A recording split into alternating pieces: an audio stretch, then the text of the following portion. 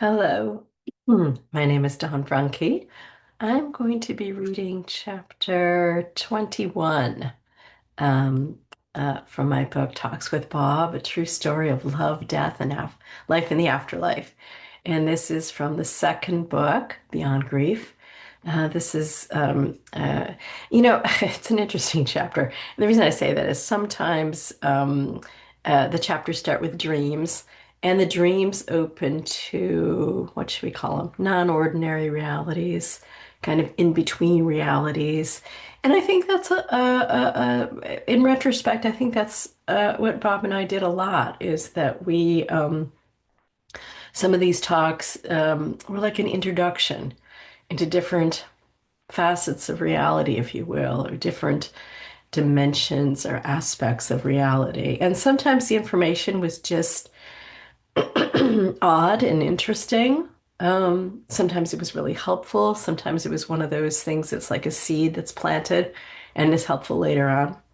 So, yeah, make of what you will with this chapter. All right, let me begin. Chapter 21. The pool, the portal, and the tulip. A very early morning dream with Bob. We're in a jungle clearing.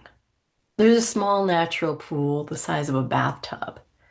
The water swirls with soft colors, pink, green, beige, so relaxing and inviting. I want to get in, but some tribesmen show up. Mostly naked, they wear feathered headdresses and beaded belts. They dance in a kind of trance and call forth other beings that I see superimposed in the air. Who are they? I ask Bob. Guardians, he says.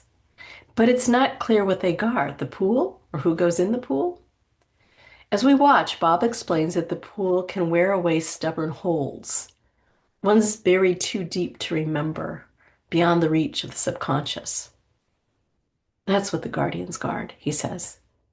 They assess the types of things that can be worn down and determine who is allowed access to this special pool that exfoliates the holds, which appears hard and gross in the subtle body. He tells me the pools are also used as portals, but if you use them as such, you risk forgetting who you are. Traveling this way can overwhelm the memory system, and you might end up with a blank slate, which can be problematic. Hours later, settled in the living room, I asked Bob to explain more. Was that a fanciful dream?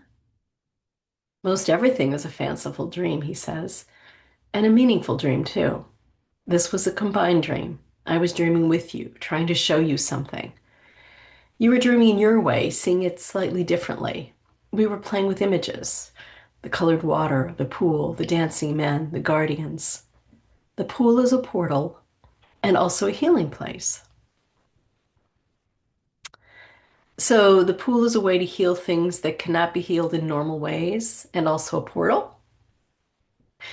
They're connected, he says, but not in a way you might immediately see. I'm just learning this, so let me ask the guardians to explain. They're saying this isn't so common, only for special cases, but there are numerous portals between life and afterlife on Earth. Sometimes there are guards, like you saw. Sometimes the portals are hidden in caves, jungles, mountain ledges, unusual places that people wouldn't go. Often they're hidden in plain sight. They don't look special, at the top of the mountain, but around the side. Certain people are led there to meet a contact, to receive information, to travel to another realm briefly. And some people use them in this deeper sense of vanquishing. That's the word the guides are using. Vanquishing certain spiritual holds that are difficult to remove. I sense you need authorization for that. Maybe it's arranged by your higher guides under special circumstances. I'm not sure why they're telling us all this. They say, just to be aware. They're showing us a few interesting in-betweens. Ah, they're likening this to the in-between space we have when talking. They say that is a portal, and we've been making use of it. They also say lingering too long wouldn't be helpful. And that's why these things have a little danger. Or maybe that's too strong a word. Let's say they carry consequences. You need a stable frequency of groundedness as well as openness and curiosity. It's a balance. Our talks are an example. They say there are others like you, contacts. When certain messages need to come through, they contact you, and you have the ability to open the door. It must be open from both sides, and you're the opener on the earth side. It's a new job, and I'll be doing it too. After my exploration, I'll have a similar role here. Maybe we'll work together. This is stretching my beliefs, I say. I'm in a vulnerable place, having just lost you, and now this feels very uncertain. You can think about it, he says. You're in a new place now, a new state of being. You feel that? I do, I say. The world's not the same for me. I'm awake to something new, and I want to be with others who are also awake, to find some stability. I probably couldn't explain this to most people. It would sound crazy.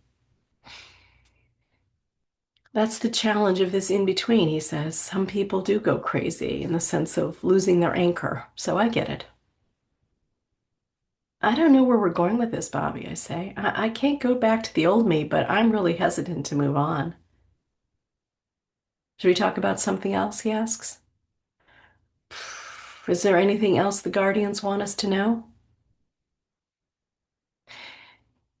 They say where we're headed as door openers is a step up.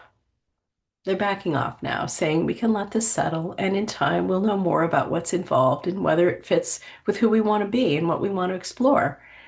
They're smiling because they know it does fit, but they also know you need time to feel that for yourself. They're leaving, aren't they? I ask. Yeah, he says. They said what they came to say. My boundaries feel more fluid these days, I tell him, and I'm flowing in new ways, but I don't know how to understand all this. That's what coming here was like for me, he says. So much, so new. But there was also a deep familiarity. I didn't have a lot of specific memories, those came later, but I knew what it felt like to be here. Then I started meeting my other selves. Maybe you'll do the same, meet other selves in other dimensions or lifetimes. Maybe for now, it's best to stay tuned and keep walking toward the mountain. Your angel and many of yourselves are walking with you. Do you feel that? Yes, I say, I feel some of my teenage and young adult selves, all of us walking across the foothills to the mountain. Still, I'm unsure about what the Guardians said. They're preparing us for what's next, he tells me, giving us options. I can see how it feels uncertain. Their energy is different, not warm like traditional guides. I call them higher ups. Their energy is more matter of fact and can seem cold, but it's not. It's just very clear. They sometimes don't understand why we don't understand, but they know when it's too much. That's why they left, so we could think about it.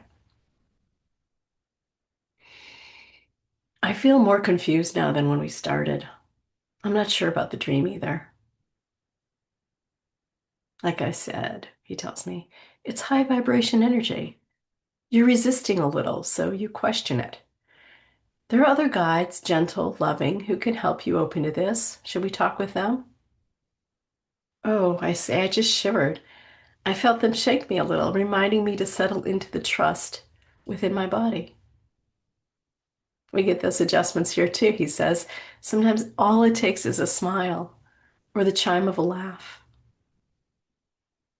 You're traveling in the in-between, walking the foothills in your dream, approaching the mountain. You may run into invisible walls, different dimensional frequencies. Your body's adjusting. You may hear sounds or feel energy shifts. That's the in-between. I'm walking it with you, okay? Sometimes this brings tears, I say. I feel so stretched. I know this is real, even if it sounds extraordinary, but I also feel like I don't know anything anymore. Right now I'm looking at a Hawaiian plant and some orchids. They're portals too, aren't they? Flowers, a kind of magic portal. Yeah, he says, flowers are a portal. That's why I brought you peonies on the bridge, in the boat. They have a gentle way of helping us move between worlds. You have a poem about that. It's not my poem, William Blake. To see the world in a grain of sand and heaven in a wildflower, hold infinity in the palm of your hand and eternity in an hour. So many of those old poets and painters were tuning into this, weren't they? Yeah, he says. It comes in waves. Earth is in an awakening cycle right now, but it's been asleep a long time, so it's still groggy and crabby. Many people are waking in different ways. You and I are working to connect life and afterlife, waking a conscious connection with other realms so we can remember who we are. Close your eyes. What do you see? I see us dreaming together. You're showing me the inside of a white tulip. We're there inside the flower. I hear clapping, but it's not clapping, it's the sound of the flower blessing us. The stamen, bright golden yellow, showers its pollen all over us. It's like being in a soft white room filled with flecks of gold light, golden blessings of light falling down, making us stronger, more alive, more awake,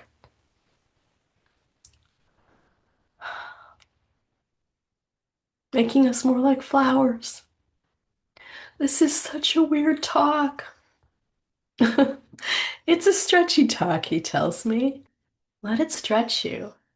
Let the flowers remind you of what you need to know. Hey, I'm in your heart, and together we're inside a flower of love and light. And possibility, I ask? That too, my love, he says. That too.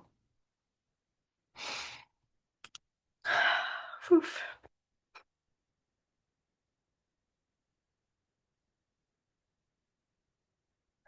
Sometimes reading this brings back the emotions.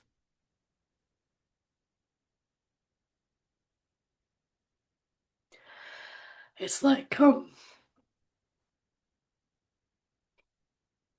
it's like we really did enter a different aspect of reality, and I think the tears are kind of a reflection of how expansive that can be and how difficult it can be at times to bring that back into our bodies.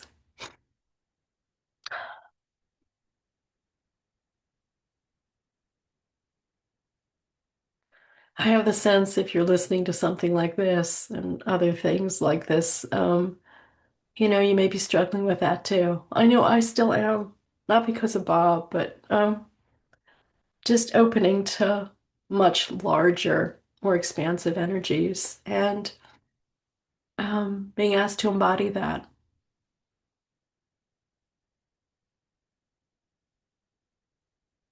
It's a challenge, but very rewarding too. So, all right. I hope this helps you. Thanks for listening. As always, links are in the description below. All right. Take care.